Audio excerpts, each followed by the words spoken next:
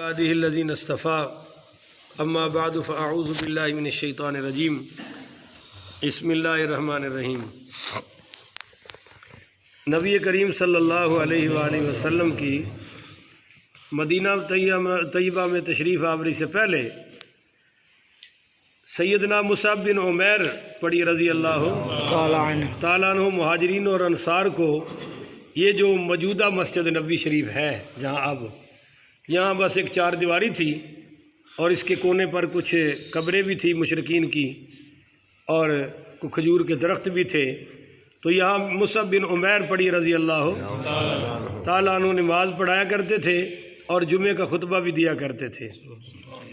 تو یہاں اس وقت ان کا رخ بیت المقدس کی طرف تھا، بیت اللہ کی طرف اور سیدنا اسعد بن زرارہ پڑھی رضی اللہ تعالی عنہ بھی نماز پڑھایا کرتے تھے اور جمعہ بھی۔ تو مصعب بن عمیر رضی اللہ تعالیٰ عنہ جب مدینہ واپس چلے گئے تو پھر یہ امامت خطابت شروع کر دی حضرت اسد بن زرارہ پڑھی رضی اللہ تعالیٰ عنہ نے۔ تو بعد جب حضور پاک صلی اللہ علیہ وسلم ہجرت کر کے تشریف لائے تو آپ کی اونٹنی مسجد مدینہ طیبہ میں داخل ہو کر چلتی رہی، یہ جہاں اب مسجد نبوی شریف ہے وہاں آ کر اونٹنی خود بخود بیٹھ گئی، اور جب اونٹنی بیٹھ گئی تو میرے نبی کریم پڑھیے صلی اللہ علیہ وسلم نے فرمایا کہ ھذا انشاء اللہ المنزل، کہ انشاءاللہ یہی ہماری منزل ہے۔ آپ صلی اللہ علیہ وسلم نے پتہ کیا کہ یہ جگہ کن کی ہے، تو پتہ چلا یہ دو یتیم بچوں کی جگہ تھی۔ کتنے جی؟ تو ایک کا نام تھا سہیل اور ایک کا نام تھا حضرت سہل رضی اللہ تعالی عنہما، اور یہ دونوں بچے سیدنا اسعد بن زرارہ رضی اللہ تعالی عنہ کے زیر پرورش تھے۔ تو حضور صلی اللہ علیہ وسلم نے ان دونوں لڑکوں کو بلایا اور ان سے پوچھا کہ بھائی یہاں ہم نے مسجد بنانی ہے، تم یہ جگہ ہمیں بھیج سکتے ہو؟ تو ان دونوں یتیم بچوں نے کہا کہ یا رسول اللہ ہم آپ کو ہدیہ پیش کرتے ہیں۔ سمجھ آئی نا؟ اسی اپنا مولوی ویک کے انشاءاللہ باقیاں نال ڈبل ریٹ لانا ہے۔ کوئی کہہ دے نا مدرسہ بنانا ہے، مسجد بنانی ہے، اور قاری صاحب بھی اپنا ہی ہوئے، انشاءاللہ اسی دوسرے نال بھی ود لانا ہے، اور اگر کوئی مولوی بیچ رہا ہوئے گا تو 4 گنا ود لائے گا، کیونکہ اسی خریدنے ہیں نا بعد چوں۔ کپڑے والا اگر مچھا والا ہے تو پھر بھی کوئی تھوڑی بہتی بچت ہو جاتی ہے، جب ماشاءاللہ مولوی ہوئے تو کیا بات ہے، پھر ریٹ دے کیا کہنے۔ تو یتیم بچوں کا جذبہ دیکھو کہ وہ کہہ رہے ہیں یا رسول اللہ ہم آپ کو تحفہ پیش کرتے ہیں۔ آپ صلی اللہ علیہ وسلم نے فرمایا کہ نہیں، میں یہ آپ سے تحفہ نہیں لوں گا، آپ یتیم ہیں، میں اس کی قیمت ادا کروں گا۔ چنانچہ حضور پاک پڑھیے صلی اللہ علیہ وسلم نے اس کو خریدا اور پھر اس کی تعمیر شروع کر دی، اور عجیب بات یہ ہے کہ حضور پاک صلی اللہ علیہ وسلم مسجد نبوی کی تعمیر کے لیے خود پتھر اٹھا کر لا رہے ہیں۔ تو مسجد نبوی شریف کی بنیادوں میں حضور کا بھی حصہ ہے، اس لحاظ سے بھی۔ اچھا، حضرت ابن عیینہ رحمۃ اللہ علیہ کی روایت ہے کہ رسول اللہ صلی اللہ علیہ وسلم نے ان یتیم بچوں کے چچا سے بھی بات کی کہ بھئی ہم نے زمین خریدنی ہے، میرے سامنے تو بچوں نے کہہ دیا ہے، تم ذرا علیحدگی میں جا کے بات کر لو۔ تو ان بچوں نے جو حضور کے سامنے بات کی تھی، علیحدگی میں چچا کے سامنے بھی وہی بات کی ہے۔ اللہ اکبر کبیرہ۔ تو مسجد نبوی شریف میں اس کو تعمیر ہوتے ہوئے 7 مہینے لگے۔ بولیے جی کتنے؟ 7۔ ہاں، 7 ماہ تک میرے نبی پاک صلی اللہ علیہ وآلہ وسلم حضرت ابو ایوب انصاری کے گھر میں مقیم رہے ہیں۔ اور جب حضرت انس پڑھیے رضی اللہ تعالیٰ عنہ فرماتے ہیں کہ نبی کریم صلی اللہ علیہ وسلم جب تک مسجد نبوی شریف تعمیر نہیں ہوئی تھی، جہاں وقت ہوتا تھا نماز ادا فرما لیتے تھے۔ کئی مرتبہ حضور پاک نے بکریوں کے باڑے میں بھی نماز ادا فرمائی ہے، یہ بخاری شریف میں روایت ہے۔ اور جب آپ صلی اللہ علیہ وسلم نے مسجد بنانے کا حکم دیا تو بنو نجار کے آپ نے سرداروں کو بلایا اور فرمایا کہ یا بنی نجار سامنونی بہائتکم ھذا، کہ اے آل نجار تم مجھے اپنے اس جگہ کی قیمت بتاؤ۔ تو بنو نجار کہنے لگے کہ یا رسول اللہ ہم آپ سے کوئی قیمت نہیں لیں گے، اللہ کی قسم ہم اس کی قیمت اللہ سے لیں گے۔ یہ بھی جگہ اسی بچوں کے ساتھ والی جگہ تھی، بولیے بچوں کی جگہ کے بالکل ساتھ جڑی ہوئی، مگر تھی بنو نجار کی۔ تو انہوں نے کہا یا رسول اللہ اللہ کی قسم ہم آپ سے اس کی کوئی قیمت نہیں لیں گے، مگر حضور پاک صلی اللہ علیہ وسلم نے بغیر قیمت کے جگہ قبول آپ نے حضرت ابو بکر کو فرمایا کہ اس کی قیمت تم نے دینی ہے، اس کی قیمت حضرت ابو بکر نے پھر یہ تو نہیں کہا جی وہ ہجرت میں بھی سارا میرا ہی خرچ ہوا ہے اور یہاں کر بھی آپ نے مجھے ہی حکم دے دیا ہے۔ تو حضرت ابو بکر صدیق رضی اللہ تعالیٰ عنہ نے 10 دینار اپنی جیب سے عطا فرمائے اور وہ جگہ بھی ساتھ مل گئی۔ پھر کچھ عرصے بعد جب جگہ تنگ پڑ گئی، مسلمان زیادہ ہو گئے، تو پھر اگلی جگہ حضرت عثمان غنی رضی اللہ تعالیٰ نے خرید کر دی ہے۔ تو اب قیامت تک نمازوں کا ثواب یا حضرت ابو بکر کو ملتا رہے گا یا حضرت عثمان غنی کو ملتا رہے گا۔ پڑھیے سبحان اللہ۔ اچھا جی اب سنیے، وہاں ایک پانی کا چشمہ بھی تھا، وہ بھی حضور نے ختم کرایا، اور میں نے بتایا تھا کہ درخت آپ نے درمیان میں سے ختم کروا دیے اور سائڈوں پہ کچھ لگوا دیے۔ مسجد کے قبلے کی دیوار 70 ہاتھ تھی، کتنی جی؟ 70 ہاتھ، اور اس کی چوڑائی 60 ہاتھ یعنی تقریباً 30 میٹر تھی، اور اس کی بنیاد میں پتھر ڈالے گئے اور کچی اینٹیں ڈالی گئی، اوپر کچھ کچی، اور چھت کی جو اونچائی تھی پہلی مسجد نبی شریف کی وہ 5 ہاتھ تھی۔ بولیے جی کتنی؟ 5۔ اور میں آپ کو ایک قیمتی بات بتاؤں، صحابہ بھی پتھر لا رہے ہیں اور حضور پاک پڑھیے صلی اللہ علیہ وسلم بھی پتھر اٹھا رہے ہیں۔ اس موقع پر پھر آپ نے دعا کی، اللہم لا خیر الا خیر الآخرہ، اے اللہ اصل بھلائی تو صرف آخرت کی بھلائی ہے، فاغفر للانصار والمہاجرہ، اے اللہ انصار کی بھی مغفرت کر دے اور مہاجرین کی بھی مغفرت فرما دے۔ یعنی مسجد نبی کی تعمیر بھی ہو رہی ہے اور ساتھ ساتھ حضور دعائیں بھی عطا فرما رہے ہیں۔ حضرت انس کی روایت کے مطابق ان دروازوں کے اطراف یعنی سائڈوں پر پتھر سے بنا کر ستون میرے نبی پاک پڑھیے صلی اللہ علیہ وسلم۔ مشرقی دروازہ باب النبی کہلاتا تھا اور اسی دروازے کے ساتھ ہی حضرت عثمان کا گھر تھا۔ اس دروازے کو اس وقت باب آل عثمان کہا جاتا تھا، آج کل اس کو باب جبریل کہا جاتا ہے۔ یہ تو حاجی صاحبان جانتے ہی ہیں، باب جبریل موٹا سا لکھا ہوا ہے اور ساتھ ہی جوتیاں رکھنے کی جگہ بھی بنی ہوئی ہے، جی ہاں، تو اس کو کہتے ہیں باب جبریل۔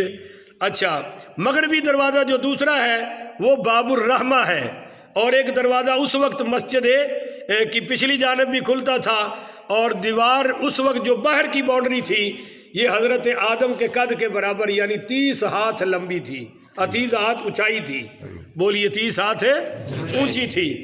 اور میرے نبی کریم صلی اللہ علیہ وسلم نے وہ جو اس کی چھت تھی وہ جناب کھجوروں کے تنوں کے ساتھ ستون بنائے گئے اور کھجوروں کی شاخیں بچھا کر اس کی چھت بنا دی گئی، اور جو اس کے پلر تھے وہ کھجوروں کے تنے تھے، کھجوراں دے وہ سن مڈ، اور اس کے اوپر کوئی پلستر وغیرہ اس وقت نہیں کیا گیا۔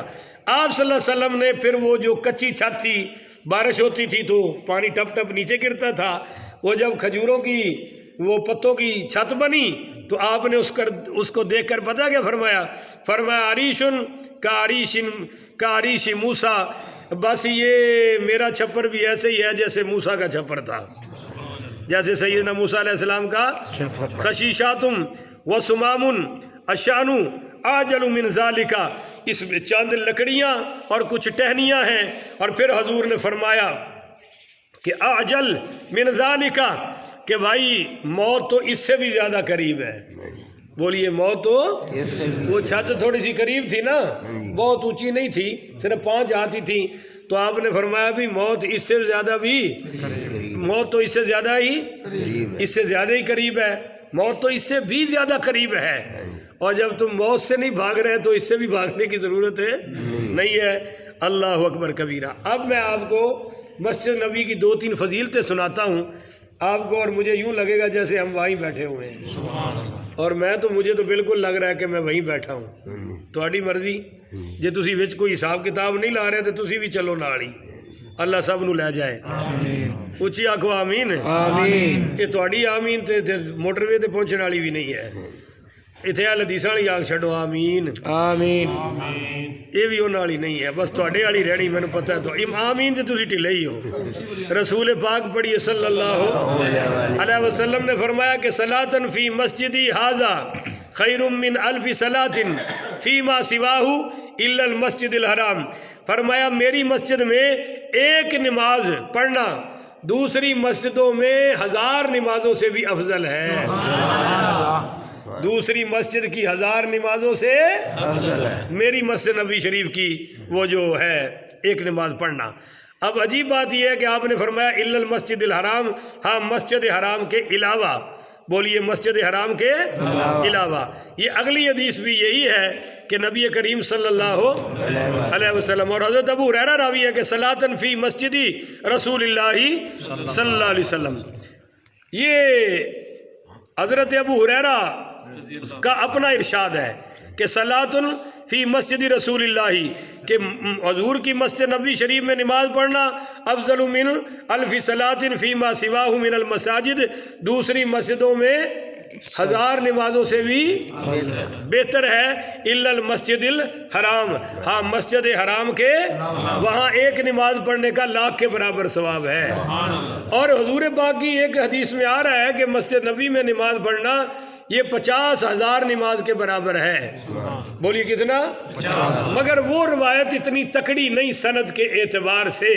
یہ بہت تکڑی ہے جو آپ کی خدمت میں پیش کر رہا ہوں. حضرت ابو ہریرہ آگے فرماتے ہیں فَإِنَّ رسول اللہ آخر الانبیاء، کہ حضور نبیوں میں آخری نبی ہیں. وَإِنَّ مَسْجِدَهُ آخر المساجد، اور یہ مسجدوں میں حضور کی آخری مسجد ہے. یہ مطلب تو نہیں ہے کہ اور مسجدیں بنے گی نہیں، مطلب یہ ہے کہ جس میں حضور آئے ہیں وہ یہ آخری مسجد ہے. بولیے وہ یہ آخری مسجد ہے. اور حضرت ابو ہریرہ کہتے ہیں کہ حضور پاک نے خود بھی فرمایا کہ فَإِنِّي آخر الانبیاء وَإِنِّي مسجدی آخر المساجد، کہ میں نبیوں میں آخری نبی ہوں اور یہ میری مسجدوں میں آخری مسجد ہے. تو اس لیے اب وہاں حاجی صاحبان اب ہم سے پوچھتے ہیں کہ بھائی جب ایک نماز پڑھنا 10,000 کے برابر ہے تو پھر جڑیاں اسی اتنے مسجد ایک پڑھیے تو جڑیاں ساڑیاں قضائیاں رہ گئی نے وہ تو پھر پوریاں ہو جان گیا نا. بھائی ایک نال 1000 پوری، 1000 نمازوں کی قضائی پوری، یہ ہو سکتا ہے؟ تو میں کہا بھائی یہ بولو نا، یہ ہو سکتا؟ مثال دے طور پہ ویکھو نا، حضور پاک صلی اللہ علیہ وسلم نے فرمایا کہ جس نے سورۃ الاخلاص، یہ کیڑی سورت ہے بھلا؟ ہاں جی، قل هو اللہ احد والی، جس نے یہ 3 بار پڑھی اللہ اس کو پورے قرآن کی تلاوت کا ثواب عطا فرماتا ہے. تو کیا خیال ہے پھر جو اس کو حفظ کر لے وہ پھر حافظ ہی ہو گیا؟ اگوں بولتے ہی نہیں ہو. دیکھو نا چھٹی ہوں تواڈے تے بھی چھائی ہوئی ہے تے میرے تے بھی چھائی ہوئی ہے. بھائی یہ تو ہے فرمان کہ یہ 3 مرتبہ پڑھنے کا ثواب پورے قرآن کی تلاوت کے برابر ہے. مگر اگر کیا کوئی اسی کو یاد کر کے کہے میں حافظ قرآن ہوں، قاری قرآن ہوں، ایسا ہو سکتا نہیں. قرآن پڑھنا اپنی جگہ عظیم الشان ہے. تو بھائی وہ جو آپ نے ادا چھوڑی اور قضا رہ گئی وہ اس مسجد نبوی کے کوٹے سے پوری نہیں ہوگی. یہ مسجد نبوی کی علیحدہ فضیلت ہے جو پڑھنے والوں کو نصیب تو ہوگی، مگر یہ چکر چل سکتا نہیں. جس طرح کہ قباء مسجد میں جا کر جس نے ایک نماز پڑھی، حضور پاک صلی اللہ علیہ وسلم نے فرمایا اس کو اللہ تعالیٰ اسی وقت ایک مقبول عمرے کا ثواب عطا فرما دیتا ہے. اب میرے پاس ایک آدمی آیا، کہنے لگا جی اگر میں روزانہ 10 نفل پڑھا تو 10 عمرے ہو گئے. میں کہا نہیں، ایک ہی ہوئے گا. ایک دن وچ تو ایک کر کے آ جا، پھر دوسرے دن چلا جا. تو کہنے لگا کیوں؟ میں کہا بھی حدیث ہے نا، جڑا اشراق دے نفل 2 پڑھدا ہے صبح انہوں بھی عمرے دا ثواب تے کی خیال ہے؟ ایک باری پڑھنا ملتا ہے یا وہ 10 بار 10 نفل پڑھ کے 10 بھی کما سکتا ہے؟ ایک واری ایک کیری 10 واری پڑھ کے 10 عمرے لے سکتا نہیں کیونکہ حضور نے فرمایا ہی ایک واری ہے اور ادھر بھی حضور نے ایک کیری بولو تو صحیح نہیں یار ایک واری فرمایا لہذا ایک دن ایک عمل ہوئے گا دوسرا عمل ہو سکتا نہیں پر پاکستانی نے ہر جگہ دال آن دی بڑا کوشش کرتے ہیں ثواب وچ بھی کمی نہیں چھڑتے تے چوری چکاری چ بھی کمی نہیں اتنے بھی دال آ لیندے نے اے ٹی ایم دی مشیناں بھی یہاں کو ہار گئی نے یہاں کو کمپیوٹر سسٹم ہار گیا نے بادشاہ ایسی بے مثال قوم ہے ایک مسئلہ حل ہو گیا آئیے آج دی نشست کا ایک آخری مسئلہ اور بڑا کمال دا